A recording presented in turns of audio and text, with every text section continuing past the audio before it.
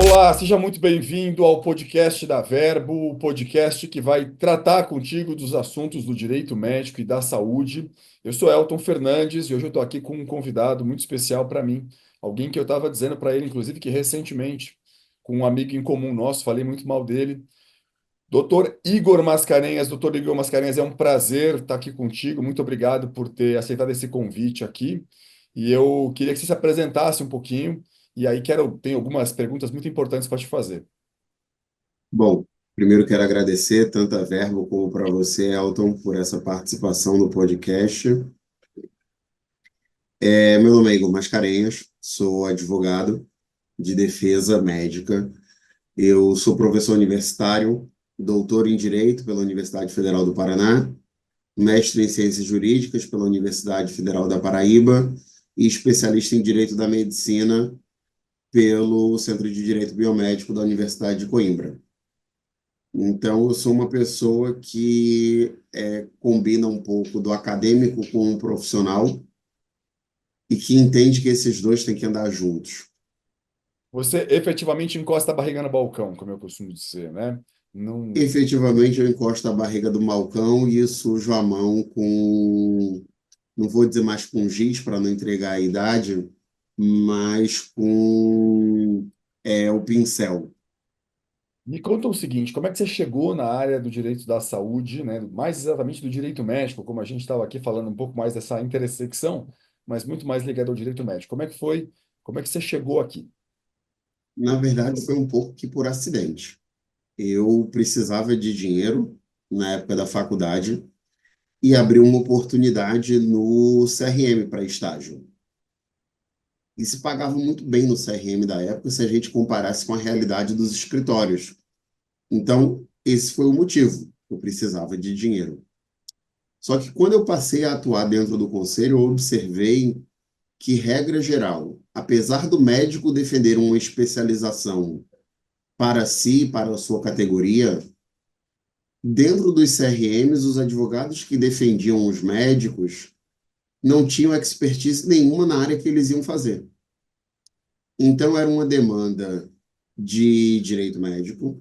O médico estava sendo acusado de um erro de conduta e o advogado que estava indo fazer a defesa dele era um advogado trabalhista.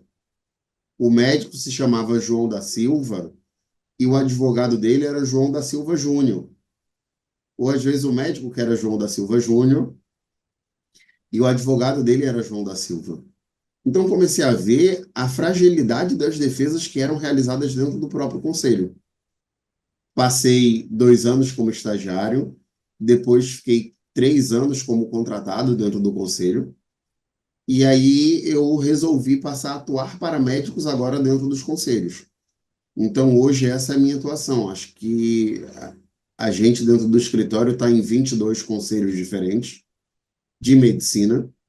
A gente também faz defesa de outros profissionais nos seus respectivos conselhos, mas o volume é muito pequeno ainda nos outros conselhos. A gente não tem essa cultura de denunciar o psicólogo, de denunciar o fisioterapeuta, mas cada vez mais a gente observa uma cultura de denunciar o médico no conselho. De onde você acha que vem isso propriamente? Você acha que existe uma incompreensão do que é um erro médico, do papel do CRM? O que que você acha que está acontecendo que leva a esse fenômeno? Primeiro que o CRM ele é muito mais ativo socialmente, é muito mais visível, palpável a atuação do conselho. Você está em São Paulo e a gente vê o CREMESP fazendo muita postagem, a gente vê o CREMESP colocando muita publicidade na rua, na defesa do ato médico, e isso acaba que legitima você a querer denunciar também, porque você faz, opa, tem um conselho. Quando a gente observa os outros regionais, é muito mais um consumo interno. Então, é um profissional da categoria contra outro profissional da categoria, porque esses conhecem e sabem da existência e atuação do conselho. Um outro ponto que eu acho também relevante para essa hiperdemanda, digamos assim, é porque o judiciário cada vez mais ele dá importância ao que o conselho diz. Tem um julgado do TJ de São Paulo que eu acho espetacular. Ele diz que se o conselho absolveu, quem somos nós para condenar? Quando você fala quem somos nós para condenar, você dá uma hiperimportância ao conselho de dizer, se o conselho disse que o médico não errou, ele não errou. Só que também tem o efeito reverso. Se o conselho disser que o médico errou, então o judiciário nenhum vai dizer que ele não errou. Então, o conselho adquire essa relevância quase que como uma prova pericial, às vezes substitutiva da prova pericial. TJ do Paraná nós tivemos isso. Ao invés de ter uma prova pericial, como já havia uma prova do conselho, ela foi utilizada. Então, cada vez mais o conselho vai adquirindo esse protagonismo, em especial em locais que é difícil a gente ter prova pericial. Eu Em acho São Paulo, você não encontra ninguém, né? Assim, a pessoa que você encontra hoje no trânsito, talvez você não a encontre nunca mais. Numa comunidade pequena de 10 mil, 15 mil médicos, fazer uma prova pericial é extremamente difícil. Um grande amigo meu, ele é corregedor. Aí ele diz, Igor, num dia eu julgo o médico, no outro dia ele está dando plantão comigo com um bisturi na mão perto do meu pescoço. Então, essa realidade de comunidades pequenas, o conselho ele é obrigado a julgar e você tem uma dificuldade muito grande de ter uma prova pericial. Então, acaba que cada vez mais o conselho vai ser demandado para a produção dessa prova. eu acho bem interessante essa colocação, porque é uma percepção que eu tenho aqui. Você só faz, né, a defesa do profissional, e eu aqui não é nem que eu só faço a defesa do paciente, né? A questão aqui é que eu não tenho demanda. Eu, Elton, não sou visto na área como alguém que advoga para médicos, e então toda a procura do meu escritório é uma procura muito orgânica do ponto de vista do paciente, e aí, claro, a gente tem assistente técnico e essa coisa toda. Mas essa é uma percepção que eu tenho também, né? Muita gente fala assim para mim, eu devo denunciar ou não devo denunciar? E eu sempre acho, né, evidentemente que são duas esferas completamente distintas, eu sempre digo, olha, há uma dicotomia que me parece daqui, né? A dicotomia é que se você conseguir a condenação do profissional lá no CRM, eventualmente, isso vai ser naturalmente utilizado dentro de uma ação judicial, mas o inverso também é verdadeiro. O profissional também vai acabar utilizando muito disso para poder dizer, olha, o meu próprio conselho está dizendo que eu não tive nenhum problema, que eu não sofri tal. E eu acho interessante também, dentro de uma percepção muito empírica, claro que eu estou colocando aqui nesses termos, eu não tenho estatística para isso, mas eu tenho também a impressão daqui de que nos casos em que a prova pericial, eu posso lembrar aqui de bate-pronto, de pelo menos uns 3 casos, em que a prova pericial me foi desfavorável, mas que havia condenação no conselho do profissional, o tribunal, muitas das vezes, arbitrou algum tipo de indenização por dano moral, entendendo ali que tinha alguma mácula, alguma questão que fazia isso. Então, essa percepção que você traz é uma percepção que eu acho muito interessante para que a gente reflita da dicotomia também de fazer uma eventual denúncia do profissional dentro do conselho, né? O judiciário ele é muito conservador em relação à decisão do conselho. Então, ele valoriza demais a decisão do conselho. E se um profissional for condenado, regra geral, é muito pouco provável a reversão dessa condenação junto ao judiciário. Certa feita, a gente teve uma condenação de um médico no CRM e a gente buscou o judiciário para anular essa condenação. E aí a desembargadora falou, com muita dor no coração, eu reconheço a nulidade e anulo a condenação. A ela, porque se o conselho errou, condenou, ele é muito errado. Caramba. E aí isso ficou para mim. Você dizer que o médico é muito errado e ela dizer que era com dor no coração, que a rigor ela não deveria julgar com o coração. E o coração não deveria nem entrar na equação. Mas ela fala, ela faz com muita dor no coração, porque se o conselho condenou é porque ele é muito errado. Interessante. Então, o profissional ele tem que ter muita cautela com o processo no conselho e, regra geral, ele negligencia o conselho. Ele pensa no criminal, porque na cabeça dele ele vai ser preso, quando a probabilidade dele ser preso ela é diminuta.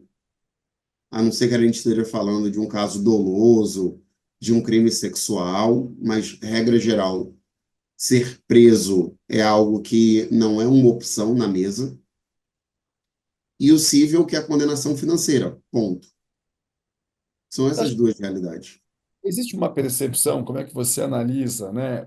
Às vezes a gente tem um pouco da impressão, falando com a sociedade, e eu estou dizendo da sociedade de fato, eu não estou dizendo da minha percepção, quero deixar isso claro desde logo, de que acredita-se que o CRM é um tanto quanto leniente com a atuação profissional do mal médico. Como é que você faz essa avaliação aí desse lado da mesa? Eu costumo dizer que quando a gente fala de responsabilidade e atuação do conselho, é mais ou menos como a sua convivência com o seu irmão. Eu não sei se você tem irmão, mas você pode falar mal do seu irmão.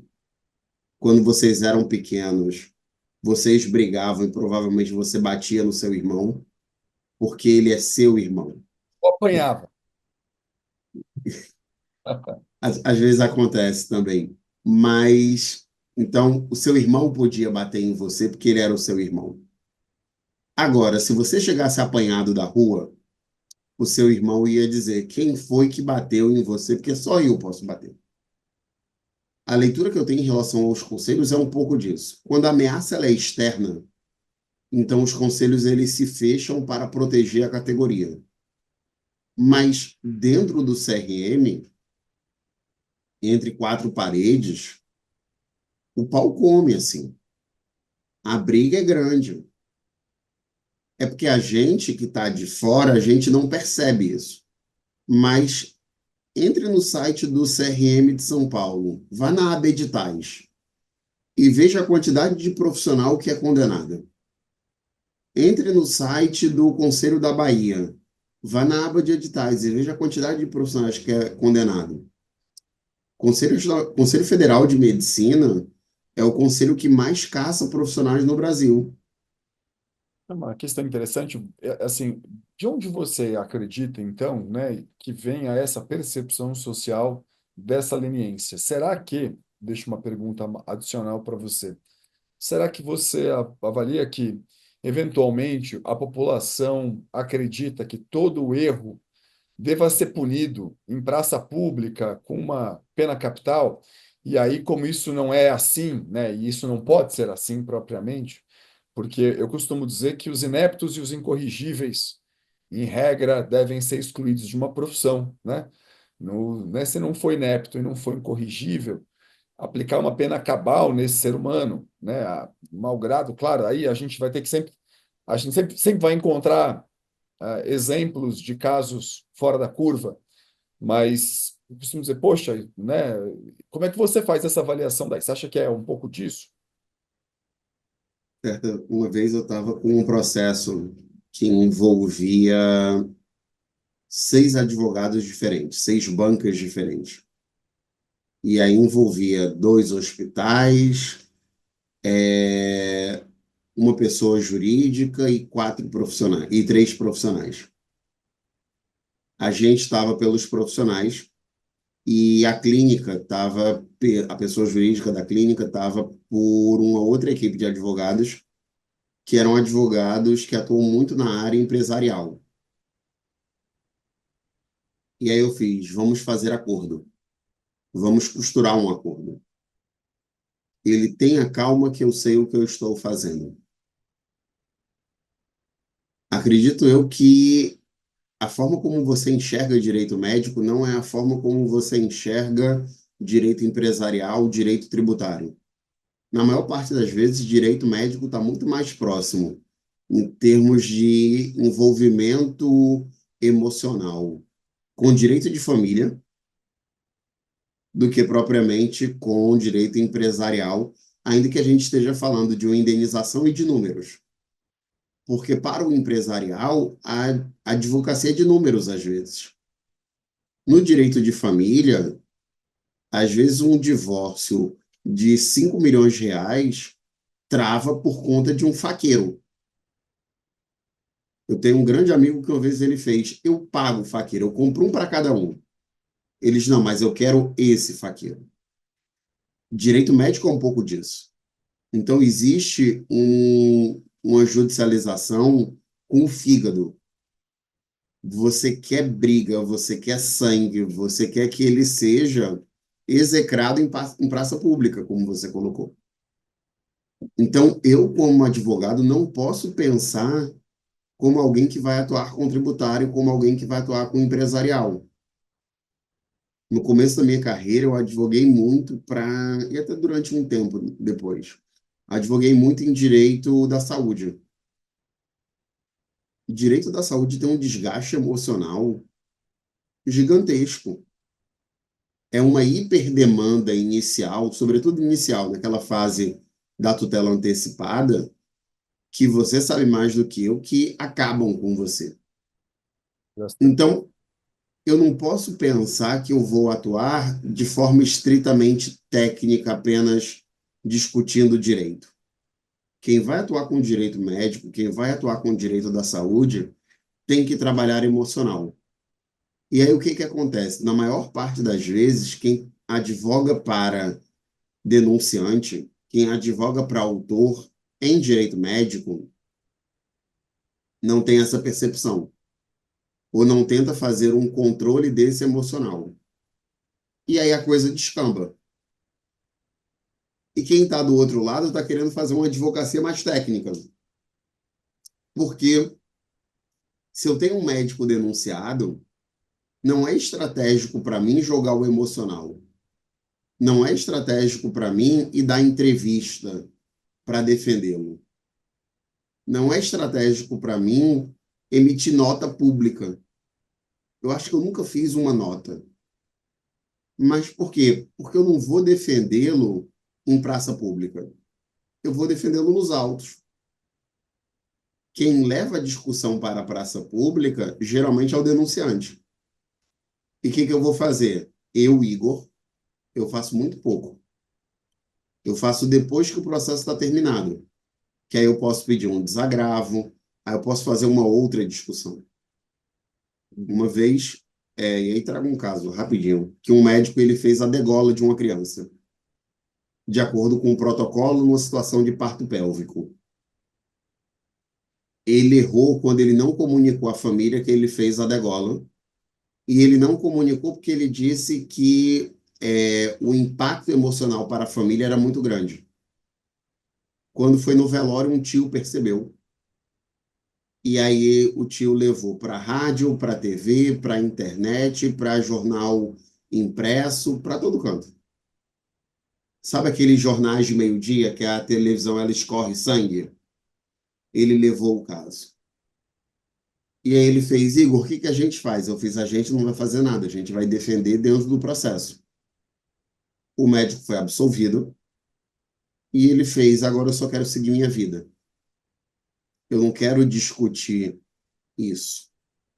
Então, essa coisa do querer levar para a praça, ela é muito comum por parte do denunciante. Eu só não sei se é estratégico você levar essa discussão para a praça pública, você entrar, na verdade, na arena, porque aí você vai ser mais um ator dentro dessa arena. Você não vai conseguir controlar a narrativa. Eu entendo essa angústia, e entendo também, no final de contas, que quando a gente lida com isso, existe um impacto que não é só, é um impacto também emocional para esse médico que está sendo acusado de um determinado erro, e eu imagino que, claro, exista todo um sofrimento a respeito disso e todo um impacto que vai transbordar uma questão ali, porque por mais que nesse caso, por exemplo, que você está narrando, né, tecnicamente ele tem razão. O fato é que eu tenho uma professora de faculdade que escreveu um livro uma vez, O Acusado, Sua Imagem e a Mídia. E é um livro muito, muito interessante, né? Que é o acusado. A gente não está falando do condenado ainda, a gente está falando do acusado. E de como, no final de contas, algumas questões hoje, por exemplo, por conta da internet, elas são indeléveis, elas vão ficar ali para sempre e elas vão ficar. Então, quer dizer, quem der um Google, quem pesquisar sobre esse profissional, eventualmente vai poder encontrar, né? Você acha que existe uma falta de responsabilidade, ou como é que você vê, por parte daqueles que advogam, muitas vezes por parte do autor, que saem fazendo ações judiciais, às vezes sem nenhum tipo de assistência técnica, acreditando simplesmente na história que lhe foi narrada, né, sem nenhum lastro técnico, o que consequentemente aumenta a judicialização? Ou você acha assim, ó, é um fenômeno inevitável, paciência, a gente tem que lidar com isso? Como é que você vê desse lado da mesa? Acesso à saúde está aí, né? Então, é uma garantia, é um direito fundamental, mas ele é feito de forma irresponsável. Hoje menos, mas durante muito tempo da minha vida eu entrei em processos, e isso vale tanto para acusação como para defesa, eu entrei em processos para corrigir o rumo dos processos. Eu acredito que em direito da saúde isso também seja muito comum até. Alguém dá entrada com ação com um outro advogado, perde a tutela, se desespera e diz, Elton, socorro. E aí você tem dois trabalhos. Você tem o trabalho de fazer o seu trabalho e você tem o trabalho de corrigir o trabalho do outro. Quem vai entrar com uma ação de erro médico, eu digo que ele só tem que fazer quatro coisas. Ele tem que apresentar o ato, ele tem que apresentar o nexo de causalidade, ele tem que apresentar o dano e ele tem que apresentar a culpa. Regra geral, nas ações de responsabilidade médica, eles apresentam o resultado e só. Eu peguei uma ação um tempo desses que ela tinha 32 páginas. O nome do meu cliente, que era o réu, só estava em um parágrafo. E mais nada. Eu tenho que discutir tecnicamente a responsabilidade dele. E, assim, o risco de uma ação como essa ser julgada improcedente, ela é muito grande. Qual é a resposta que o judiciário tem dado? Tem brecado a justiça gratuita. E aí é uma temeridade você dar entrada numa ação que ela é natimorta sem justiça gratuita.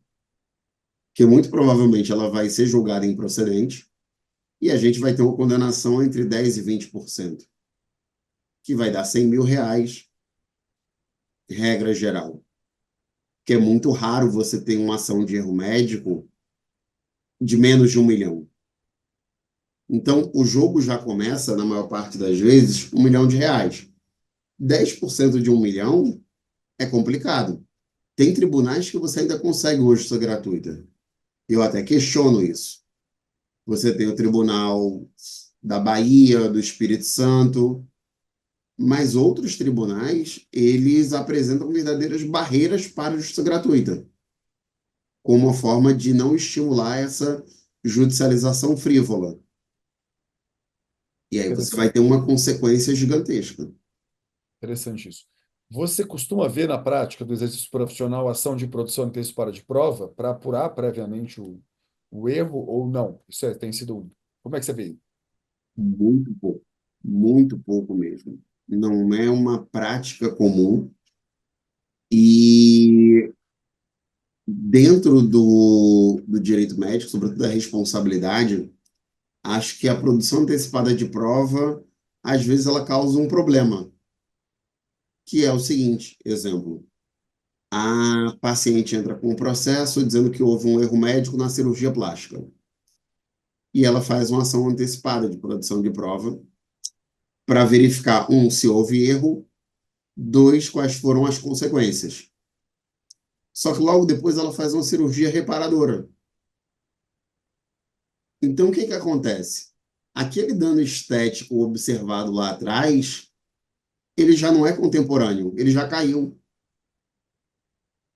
E é muito pouco comum você fazer produção antecipada de prova. Primeiro, a gente tem uma deficiência na formação na faculdade.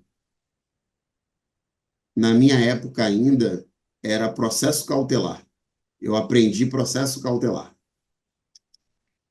E aí, processo cautelar era meio que a toque de caixa, porque o importante era processo de conhecimento, o importante era a execução. Essa parte de processo cautelar era um subproduto que a gente deveria trabalhar. E aí você observa que processo cautelar é extremamente relevante, que ação cautelar é extremamente relevante. E que a ação cautelar, se bem feita, ela vai fundamentar todo o teu processo de conhecimento. Verdade. Eu nunca entendo muito bem assim, né? Eu dou aula em pós-graduação só, nunca dou. Já dei aula na graduação, mas só aula inaugural, essas coisas. E eu sempre acho muito interessante, porque eu sempre faço essa pergunta nas pós-graduações, né, onde eu leciono. Como é que os profissionais têm lidado, né? Vocês fazem ação de produção antecipada de prova, e tal, e é muito raro eu ouvir que alguém se preocupou até em pensar. E eu fico pensando sempre, por que que isso acontece? Será que isso acontece porque por uma deficiência de formação, o que me parece que caminha um pouco por aí? Será que isso acontece porque assim é tão comum e trivial eu pensar desde logo na ação indenização, e a ação indenizatória, que eu nem reflito adequadamente sobre isso? Mas existem esses problemas, né? Esses problemas que muitas vezes decorrem da sucumbência, que eu estou colocando o cliente em um risco grande se ele não tem justiça gratuita. Mas é porque eu acho que a nossa cabeça ela foi formada para o contencioso. E ela foi formada para um contencioso não estratégico. O importante é brigar. Às vezes não é brigar de forma estratégica. E eu, Igor, faço muito acordo. E faço acordo de todo tipo e ordem. Faço acordo às vezes que, por exemplo, um cliente meu está sendo indevidamente processado. Eu entro em contato com o advogado, eu suscito a preliminar, tema 940 do STF, que diz que o servidor público não pode estar no polo passivo da demanda proposta pelo usuário de serviço de saúde. Eu suscito a preliminar e ainda vai ter uma audiência que foi marcada para daqui a 2 meses. Eu entro em contato com o advogado e digo, ó, se você se manifestar favoravelmente e eu já for dispensado de ir para a audiência de conciliação, eu não vou cobrar meus honorários de sucumbência. E por que isso? Porque a minha cabeça hoje não é de contencioso propriamente, é de resolução de conflito. A gente, regra geral, foi formado para propor ação. O objetivo central é dar entrada na ação e só. Então, existe uma fragilidade nessa formação, existe uma fragilidade na formação de compreender a ação cautelar, e existe uma fragilidade na condução de tudo isso. Acredito eu que quando você vai dar entrada numa ação de medicamento, você faça meio que um jogo de xadrez por quais caminhos você vai percorrer, como, aonde cair, o que que você vai suscitar, e isso é pouco utilizado pelos advogados de autor, em geral. E aí gera a ação frívola, a ação que ele entra pedindo, e a gente tem caso no escritório, 22 milhões de reais, sem fundamento nenhum e sem prova de nada. Mas em parte, e a gente volta para aquela coisa inicial, do advogado que aceita advogar em tudo, e ele é o filho do cliente dele, ele é irmão do cliente dele, que quando alguém descobre que você é advogado, muito provavelmente você fala, sou advogado de direito da saúde. Só que tem gente que quando é questionada, você é advogado, aí ele faz, qual é o seu problema? Porque eu advogo no seu problema. É direito médico? Eu faço. É direito aeroespacial? Eu faço. Direito do agronegócio também. Então, a gente, como advogado, também tem um quê de responsabilidade, a faculdade tem responsabilidade, porque negligencia algumas coisas que são ferramentas fundamentais, e o advogado quer abraçar o mundo com as pernas, que é advogar em toda e qualquer área. Eu te entendo, compartilho disso, e eu fico pensando também que nesse exemplo que você deu também, há um erro também do próprio Poder Judiciário, né, que permitiu que um médico tivesse ali, a despeito do tema já pacificado dentro do STF, permitiu que o profissional estivesse ali no polo passivo da ação, né?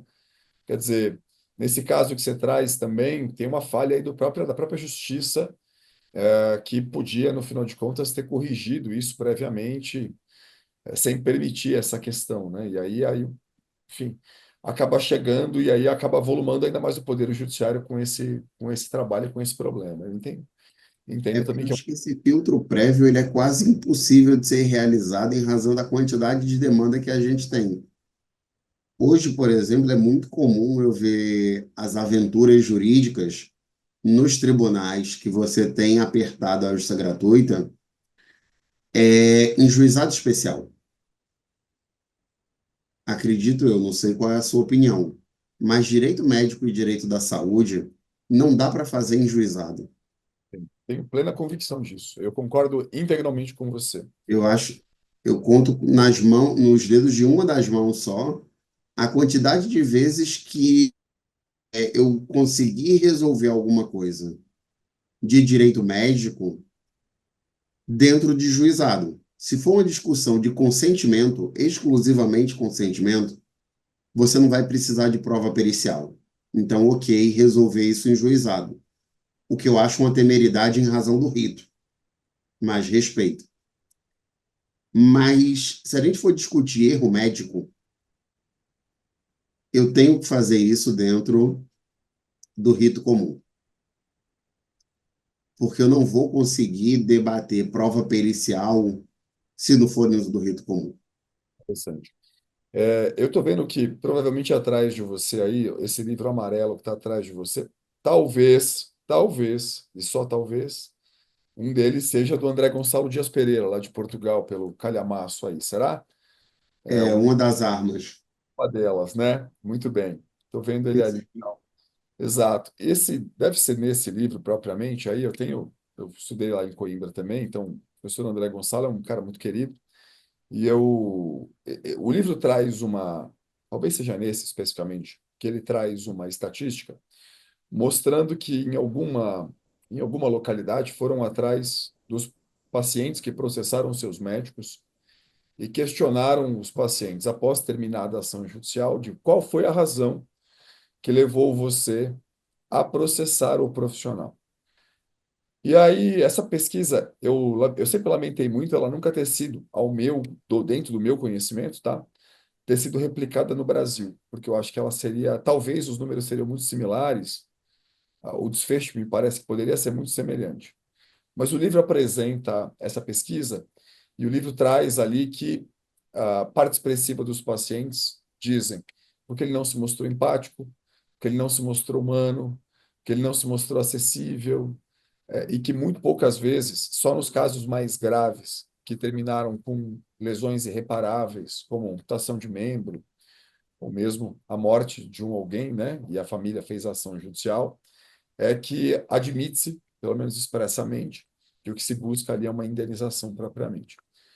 Pois, quem tiver interesse, a gente pode depois ver a página que está no livro e para incentivar a aquisição da obra do professor André Gonçalo Dias Pereira. Você tem essa percepção também de que muitas vezes é a relação médico-paciente que leva a uma judicialização? Vamos por parte. Eu já tive processo que eu resolvi com um abraço. Eu já tive processo que eu resolvi com um pedido de desculpa. Eu já tive processo no CRM que o denunciante, ele entendeu o porquê que o médico fez o que ele fez. E aí eu vou trazer um caso muito simples. Durante a pandemia, um paciente morreu de uma queda na escada. O médico atendeu e deveria encaminhar o corpo para o IML, porque é morte violenta, é morte não natural. Ele não encaminhou para o IML porque o IML estava demorando demais, pico da pandemia, tudo mais. Ele simplesmente preencheu a declaração de óbito e liberou o corpo. Tecnicamente, ele errou, mas ele conversou com a família e explicou que não teria sentido, até porque a forma de autópsia que ele ia fazer ia ser a mesma que o IML faria, que era uma virtópsia. Então não se abria o corpo. Você fazia o confronto dos exames com sinais externos, regra geral. Ele fez isso e liberou o corpo. Uma filha do paciente que morava na Inglaterra, ela entendeu que o médico errou e denunciou o médico no CRM. Quando foi no curso do processo, depois do depoimento dele, ela fez: agora eu entendi. Eu quero pedir desistência. Mas perceba que se essa conversa tivesse sido lá atrás, não existiria processo. Já tive caso de ter 6 médicos no processo.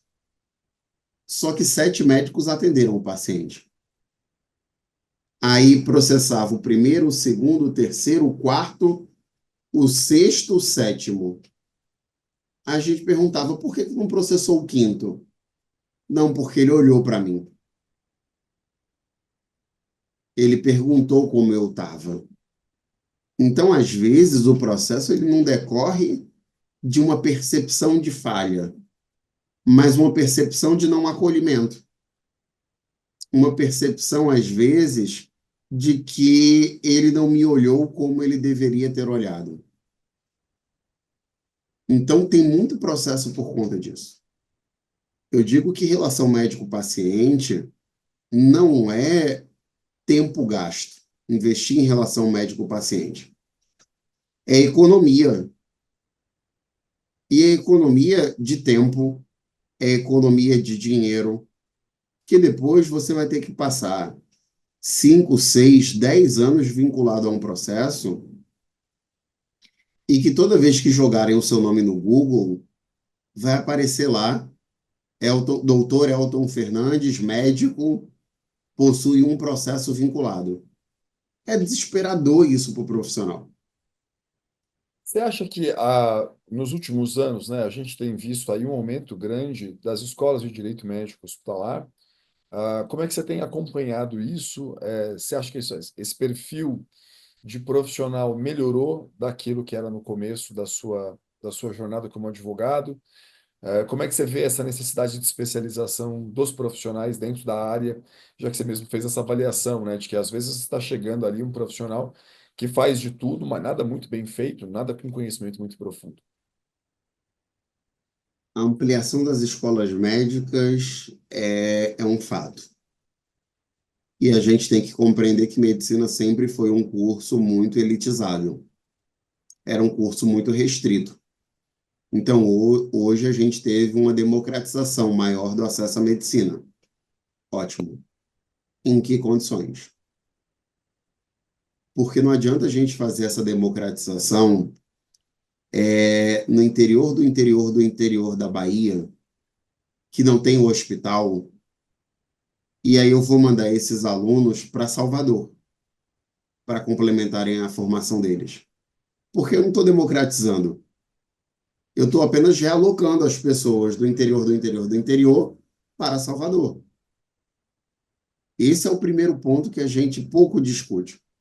A faculdade ela tem que ter estrutura para recepcionar esses profissionais. E na maior parte das vezes, ainda que se admita uma formação complementar em outro local de excelência, eu tenho que ter no município, eu tenho que ter na região condições de formar bons profissionais. Hoje ainda eu não sinto dentro dos conselhos essa demanda de profissionais recém-formados ou profissionais mal formados. A maior parte dos processos que a gente tem ou é de profissional que entende que está numa zona de conforto, e a zona de conforto ela é muito perigosa, que você começa a fazer as coisas no automático, e fazendo no automático você tende a errar. Ou então de profissionais que eles não erram na perspectiva técnica médica, eles erram na perspectiva técnica humana, de ser grosseiro, de não acolher, de tratar a pessoa quase como um objeto. Então é essa essa ampliação das escolas médicas, elas ainda não chegaram de forma concreta na minha realidade profissional como processo. Inclusive, se a gente for olhar a idade média do profissional processado, ele não é muito jovem. Se a gente pega a idade média do profissional condenado, ele não é muito jovem. Eu fiz um estudo até 2021, tá pendente de publicação, mas depois eu posso verificar. Salvo engano, a média de idade era de 40, 50 anos. Então, não é um profissional jovem que é processado e condenado. Geralmente é um profissional com estrada. E aí, esse profissional com estrada, quando ele é condenado, isso impacta muito na carreira dele.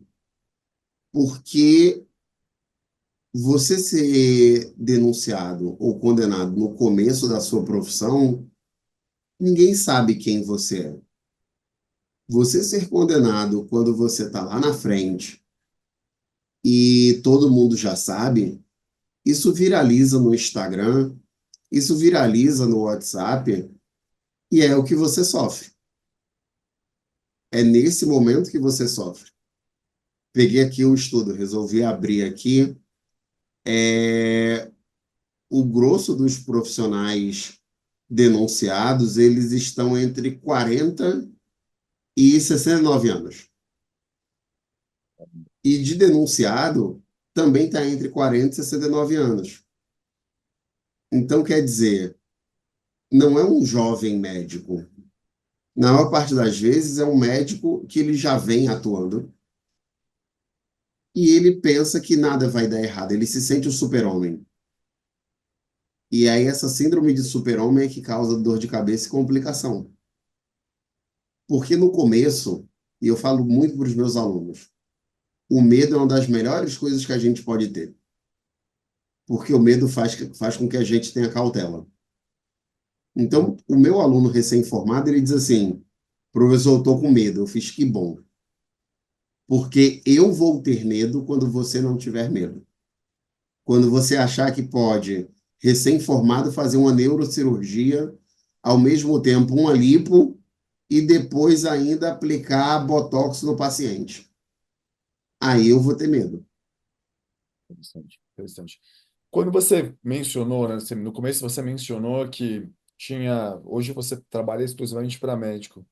Você vê algum conflito do ponto de vista, você acha que o profissional, pensando no profissional médio, né, do mercado, de quem está lá fora, ele precisa, é mandatório ou importante que ele escolha uma única porta para trabalhar? Ou você acha que existe, e quando você olha para as ações que você recebe, né, já que você advoga exclusivamente para o profissional, você acha que esse profissional, que às vezes está advogando para o paciente, ele carece de uma formação melhor? Ou como é que você tem visto as ações judiciais serem feitas? Você fala assim, não, você acha que assim, o cara sai da faculdade achando que responsabilidade civil é um negócio que basta você fazer uma descrição genérica agora no chat GPT, ele coloca ali na petição, manda e aí depois na perícia resolve. Como é que você tem avaliado a qualidade das petições? Eu acho que as petições são terríveis. Tem petição que eu não consigo entender qual é o pedido. Quando eu vou para uma aula de pós, e eu dou aula em algumas pós, a primeira pergunta que eu faço é: quem aqui advoga com direito médico? A maior parte das pós é de direito médico e da saúde. Direito médico, da saúde e bioética. E aí eu falo: quem aqui advoga em direito médico? Geralmente tem uma pequena parcela que advoga com direito médico, uma maior parcela com direito da saúde. E aí eu digo: quem aqui quer advogar com direito médico? Aí todo mundo levanta a mão, desespero. Ok. Quem aqui quer advogar com direito médico para paciente? Aí um levanta a mão, dois levantam a mão. Quem aqui quer advogar para médico?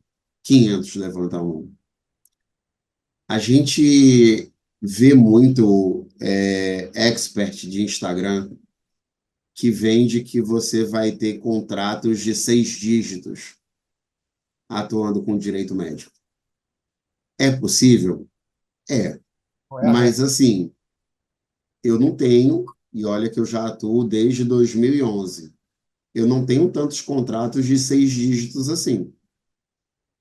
Às vezes até acontece de um mesmo médico, se eu somar todos os contratos que eu tenho, eu chegar a 6 dígitos. Mas é difícil você ter 6 dígitos com defesa de uma vez só, que você diz, vou pegar essa ação, ela é tranquila, vai me dar 6 dígitos e depois eu estou aposentado. Direito da saúde também estão desconstruindo um pouco isso, sobretudo saúde pública, né? Que agora honorários de sucumbência estão querendo fixar por equidade. Mas perceba que é uma coisa delicada. E aí, esse profissional que quer atuar para médico, ele vai iludido. O profissional que vai atuar com acusação médica, eu digo que tem muita gente deixando dinheiro na mesa. Não vou ser hipócrita aqui de dizer que a gente não tem casos concretos de erro médico. Mas, na maior parte das vezes, por deficiência processual, esses médicos são absolvidos. Então, assim, eu agradeço a má formação das pessoas, porque isso permite absolvições dos meus clientes, mas isso é muito sintomático da gente ver um efeito manada direcionado exclusivamente para a defesa. Quando eu comecei no direito médico, nem se falava em direito médico. A gente tinha o livro do Kifuri, Responsabilidade Civil Médica, a gente tinha um livro do Genival Veloso, tinha um livro do Couto e do Dantas. Só. Direito da saúde não se falava muito na perspectiva de saúde suplementar. Era direito da saúde, porque a saúde é direito de todos e dever do Estado. Mas tinha muito pouca coisa. Hoje em dia a gente tem muita coisa, tem muita produção, e isso é bom, porque a gente tem muito conteúdo, mas isso é ruim porque qualitativamente caiu muita coisa também. Mas Entendo, as pessoas não utilizam dessas fontes. entendo. A Tem um formação. livro lá, Manual do Direito da Saúde Suplementar, que eu até tenho em algum canto nesse caos aqui de casa. É um livro que você tem que ter para ler. Assim, é um livro que a gente tem que estudar. Não dá para a gente tratar, em especial quando a gente está falando de saúde, quando a gente está falando de direito médico, como se fosse um ramo como qualquer outro. Porque se você erra numa ação de direito do consumidor, que eu estou discutindo a não entrega de um tênis que eu comprei na Shein, isso é uma coisa muito pequena. Quando eu estou discutindo um tratamento oncológico de um paciente e que se ele não receber aquele medicamento ele morre, é outro. Então, acho que a gente tem que ter uma responsabilidade. Quem vai atuar tem que ter uma responsabilidade em o que vai atuar, como vai atuar e se está bem fundamentado para atuar. Então, eu concordo plenamente contigo aí. Eu vejo na pós-graduação, é interessante que essas perguntas de vez em quando eu também faço ali.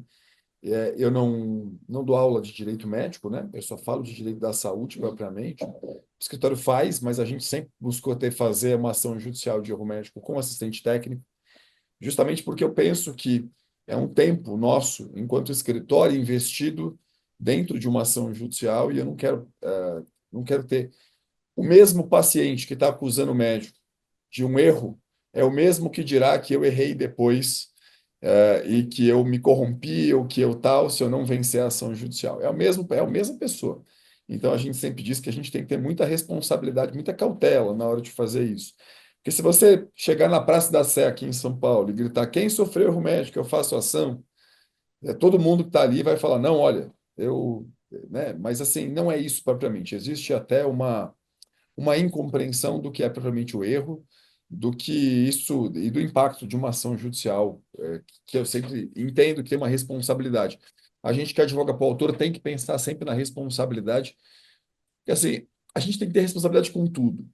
Mas é claro que quando eu processo uma grande empresa, uma grande operadora, o diretor da empresa provavelmente dorme tranquilo no mesmo dia em que a minha ação judicial, a ação do beneficiário chega.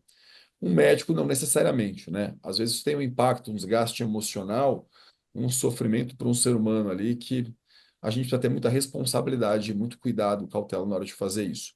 Eu queria te ouvir agora um pouco aí, já para o final, para entender um pouquinho mais de você. Agora eu queria falar um pouco mais do Igor Extra advogado, né? Desse cara que a gente já sabe aí, já entendeu as credenciais profissionais dele, mas estou vendo uma biblioteca aí, estou vendo até o Ruído aí atrás de você também, um livro que eu adoro.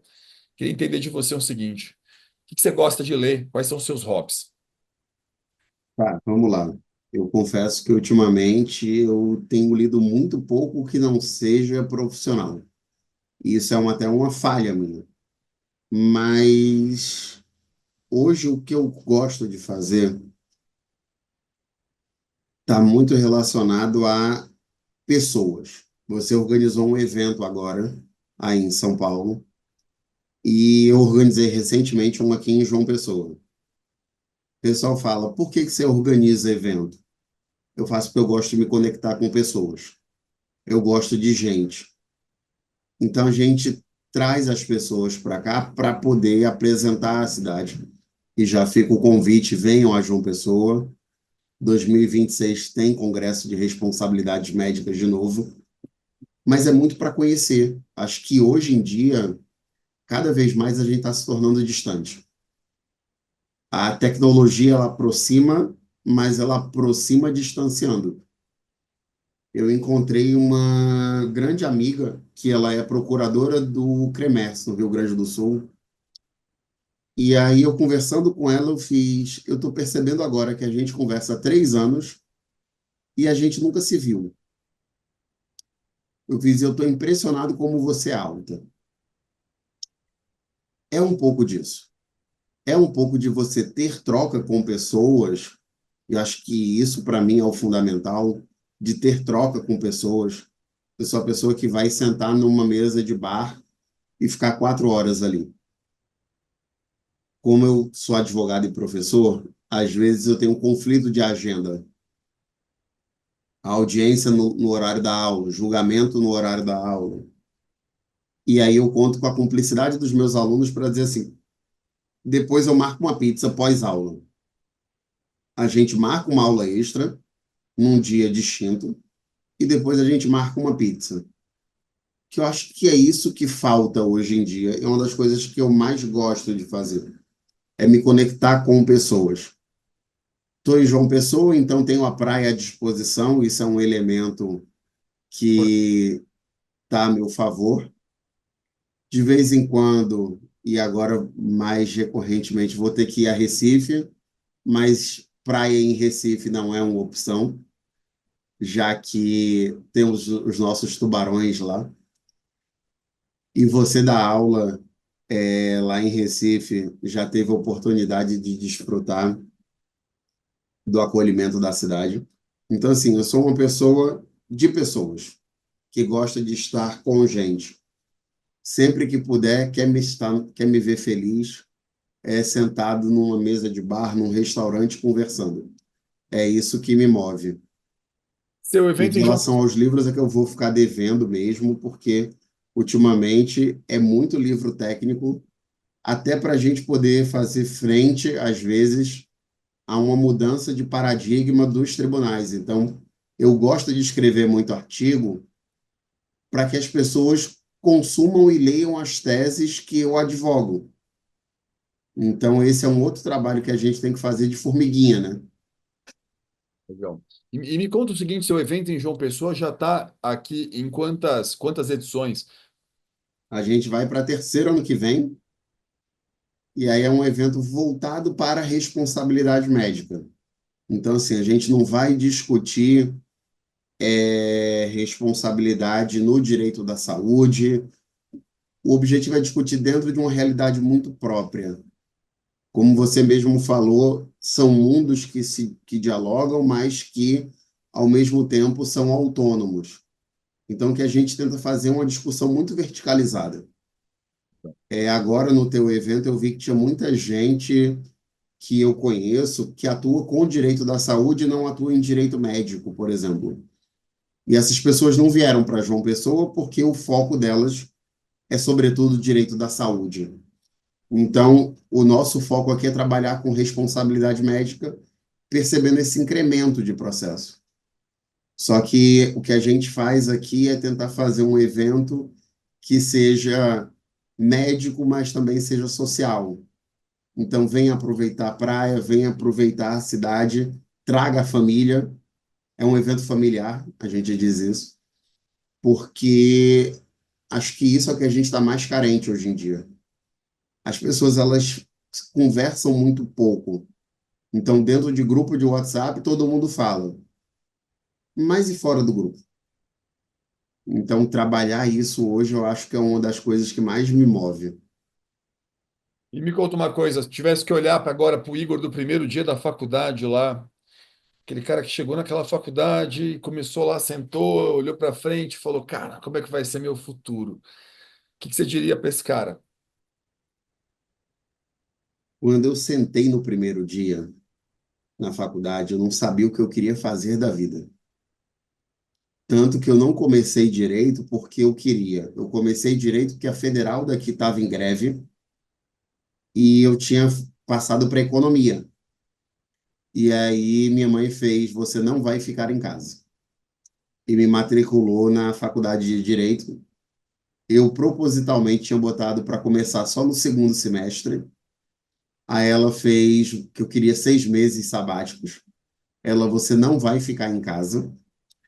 E aí antecipou o meu curso para o primeiro semestre. Eu comecei direito e me apaixonei. Eu não tinha ideia do que era o direito.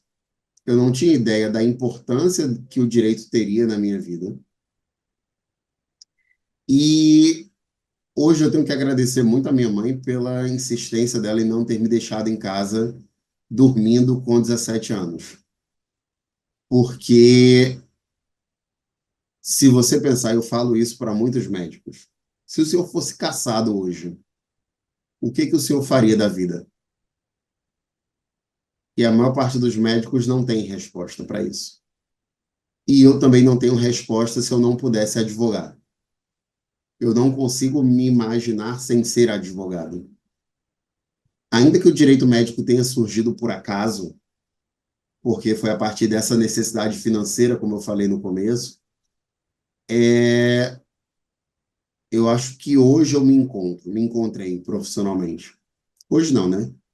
Já me encontrei tem um tempo, mas é uma área que, para mim, ela é muito dinâmica e é uma área que me move porque eu trabalho com direito médico, mas direito médico é responsabilidade civil, responsabilidade penal, responsabilidade administrativa, então é algo muito mais dinâmico. E eu que não gosto de rotina, fico orgulhoso disso. Então, para aquele aluno do primeiro dia, acho que o principal ponto é, ainda bem que direito médico surgiu e ainda bem que você teve essa oportunidade de escolher. Porque muitas vezes você é jogado em determinadas áreas e não consegue sair de lá. Eu tive a grata oportunidade de escolher atuar com o direito médico e até hoje eu consigo me sustentar com isso. Talvez a grande dificuldade, e isso eu falo para todo mundo, é você só sobreviver disso. Então, eu vejo muitas vezes alguém me pergunta alguma coisa, eu jogo no Google e aí já aparece um post teu. Lá, primeira opção, Elton Fernandes. É você trabalhar com o que gosta, você trabalhar com tendo expertise, você trabalhar de forma estratégica, te permite trabalhar só com aquilo que você deseja. E trabalhando com o que você deseja, você consegue desenvolver um trabalho ainda mais técnico e vocacionado. O que eu recomendo para todo mundo é que faça isso também. Porque não tem um dia que eu diga, hoje eu vou ter que trabalhar. porque para mim isso aqui às vezes é quase que uma diversão. Na distribuição interna dos processos, minha sócia vira para mim e faz: eu vou te passar esse caso aqui porque eu sei que você gosta. E é Legal. isso. Acho que a gente acaba gostando de mexer com determinadas coisas, e para mim hoje é muito importante isso. Legal. Tem um Então, cara, ainda bem que o Igor, lá do primeiro período, ele teve essa oportunidade. sabe que tem um cara que eu leio, que eu gosto muito, que é o Naval Ravikant. O Naval é um estoicista. E o Naval, quer dizer, é um estoicista moderno, né? Que ele é jovem, pô. Então, o Naval é um cara mais contemporâneo nosso. E ele fala que tem três formas de você se tornar um milionário, né? Você acumulando algum dinheiro e não gastando nada, vivendo como um miserável, e aí você talvez consiga ficar ali com um dinheirinho. Você, claro, ganhando uma herança, ou ganhando na Mega Sena, ou ganhando qualquer coisa, ou você fazendo aquilo que você ama efetivamente, ao ponto de às vezes nem parecer que você está trabalhando, ou de às vezes nem parecer que você trabalha tanto quanto você trabalha, né? Então eu falo, eu tenho essa felicidade de dizer que nesse aspecto sou milionário, porque amo fazer isso aqui, então não fica mais penoso. E é meus sentimentos também de que é o que você está dizendo também, né? Gosta tanto daquilo que faz, que embora trabalhe muito, não te é sofrido esse trabalho, né? Te é prazeroso já a essa altura da vida, e quando você olha para aquele jovem, há uma perspectiva de felicidade e gratidão pelos caminhos que foram trilhados ali nos primeiros anos da faculdade que te trouxeram até aqui hoje. Igor, eu quero te agradecer muito o bate-papo aí, muito obrigado. É um prazer imenso te encontrar por aqui. Eu espero ter a oportunidade um dia de encontrá-lo pessoalmente em João Pessoa, em São Paulo, ou em qualquer lugar. É um prazer para mim. Aí você, quando a Verbo me convidou para tocar isso aqui, eu falei, pô, eu tenho algumas pessoas das quais eu gostaria muito de conversar, e passei uma lista ali pequena de pessoas notáveis, as coisas. Eu digo o seguinte: essas são pessoas que eu entendo que efetivamente têm coisas a dizer e a crescer dentro da área, e você é uma dessas pessoas notáveis que eu estava brincando. A última vez que encontrei esse magistrado que é amigo nosso, aí falamos muito mal de você. E então eu te agradeço muito aí ter aceito esse convite. Muito obrigado mesmo, viu? Eu que agradeço, agradeço a Verbo, mas sobretudo agradeço a você. Acho que fazer essas conversas institucionais, às vezes elas podem ser pesadas, tecnicistas demais, e na verdade não, foi leve. A gente conseguiu trocar figurinha, traumas comuns que mostram que direito médico e direito da saúde estão ali juntos. É interseção. Mas agradeço muito a oportunidade. Para quem depois estiver assistindo esse vídeo, fico à disposição para críticas, xingamentos. E estou lá nas redes sociais, podem me ligar. Muito provavelmente eu não vou responder no WhatsApp, porque eu não tenho paciência, mas se me ligar, eu atendo. Então é isso. Obrigado. Muito obrigado, Igor. Um grande abraço. Até mais.